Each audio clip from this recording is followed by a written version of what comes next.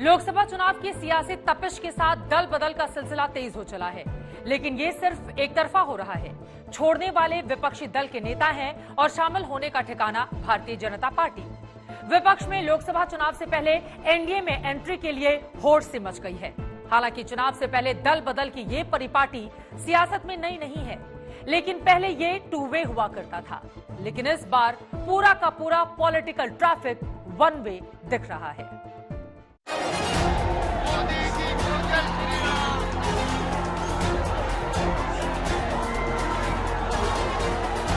मोदी जी का संकल्प है तो तीसरी बार देश और प्रदेश दोनों भारतीय जनता पार्टी की सरकार बनाएगा, ऐसा जमीनी स्तर पे पूरा रुझान है। सबका साथ, सबका विश्वास, सबका विकास आज ये भारत के आखिरी कोने तक, आखिरी व्यक्ति को सशक्त कराने में कामयाब हुआ है।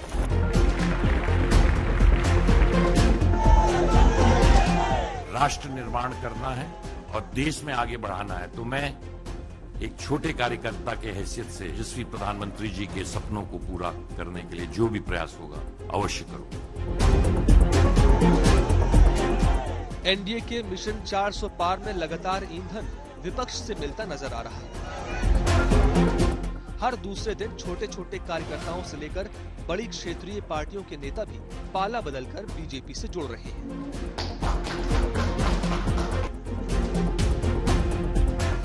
20 जनवरी को हरियाणा आम आदमी पार्टी के दिग्गज नेता अशोक तंवर बीजेपी से जुड़ गए।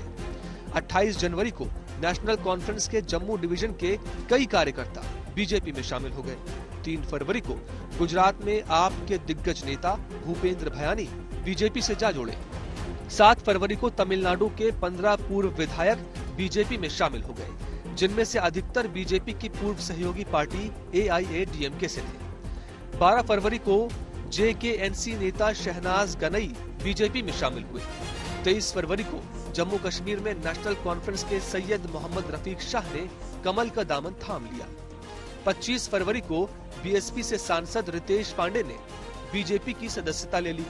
27 फरवरी को आरजेडी विधायक संगीता कुमार मोदी के मिशन 400 में शामिल हो गई। 29 फरवरी को BRS MP पोथीगंती रमालू कमल का प्रचार करने में लग गए। कुछ दिन पहले तक ये सारे चेहरे प्रधानमंत्री नरेंद्र मोदी की चुनावी जमीन को कमजोर करने की चेतावनी देते थे, लेकिन अब सबकी बोली भी बदल गई है और मिशन भी। आपने देखा है कांग्रेस के राष्ट्रीय अध्यक्ष ने क्या कहा, आप सुनकर के चौंक जाएंगे। मेरी माताओं बहनों, जो बंगाली में मेरा ट्रांसलेशन कर सकते हैं वो इन माताओं बहनों को जरूर बताएं। कांग्रेस के राष्ट्रीय अध्यक्ष ने कहा, कांग्रेस के राष्ट्रीय अध्यक्ष कहते हैं, अरे छोड़ो, बंगाल में तो ये सब कुछ चलता रहता है। क्या ये बंगाल का अपमान है कि नहीं है?